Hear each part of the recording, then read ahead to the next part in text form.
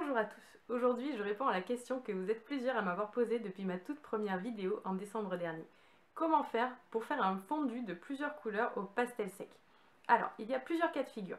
Soit vous utilisez du papier que je qualifierais de classique, comme par exemple le papier Canson, le papier Ingress ou le papier Murano, qui sont des papiers plutôt lisses, où là ça va être quand même assez facile puisque vous avez simplement à poser vos couleurs sur votre feuille les unes à côté des autres, vous estompez avec vos doigts et ça se fait presque tout seul. C'est un papier qui est très lisse, donc il n'y a vraiment pas de souci pour ça.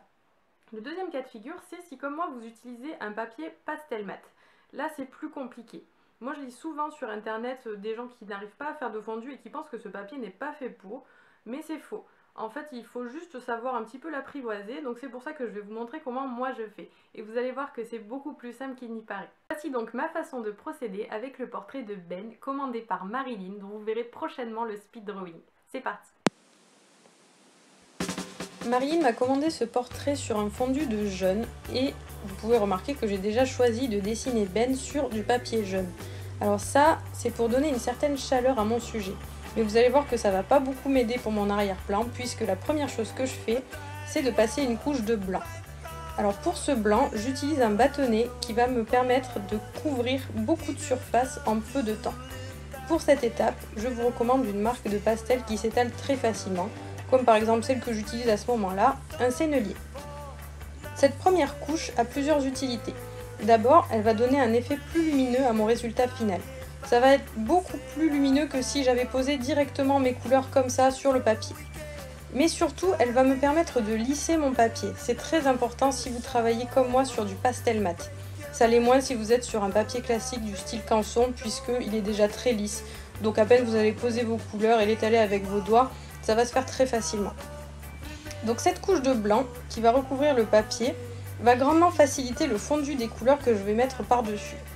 On voit que j'ai d'abord passé mon bâtonnet tel quel sur toute la surface, et vous allez voir ensuite qu'à l'aide d'une estompe, je vais bien étaler tout autour de mon sujet en me rapprochant un maximum de lui. Donc là voilà, on voit que je prends l'estompe et que du coup je le repasse comme ça par-dessus le pastel que j'ai déjà posé.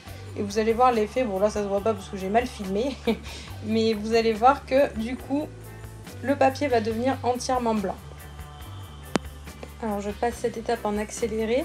En fait, si j'avais passé directement mes différentes couleurs sur le pastel mat, j'aurais eu beaucoup de mal à les fondre les unes aux autres. On aurait vu les traits laissés par les bâtonnets et ça aurait été beaucoup moins doux au final.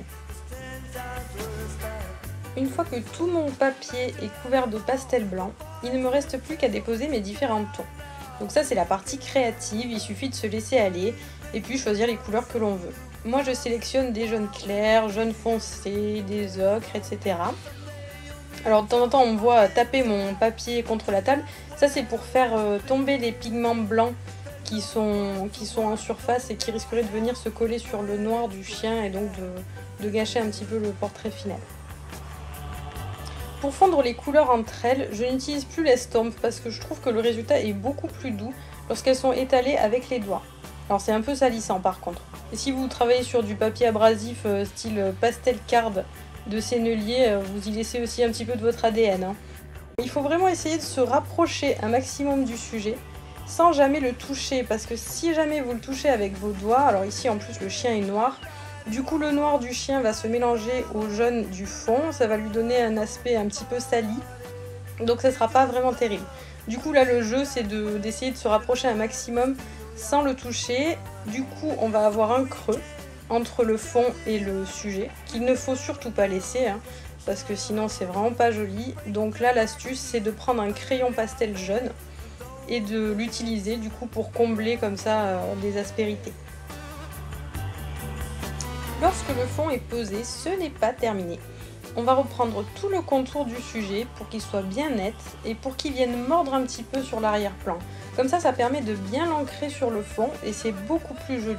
Et c'est ça aussi qui fait la différence entre un dessin de débutant et un dessin de quelqu'un qui maîtrise beaucoup mieux le pastel. J'en profite pour vous dire que vous pouvez recevoir gratuitement mon e-book sur le matériel pour débuter le pastel sec.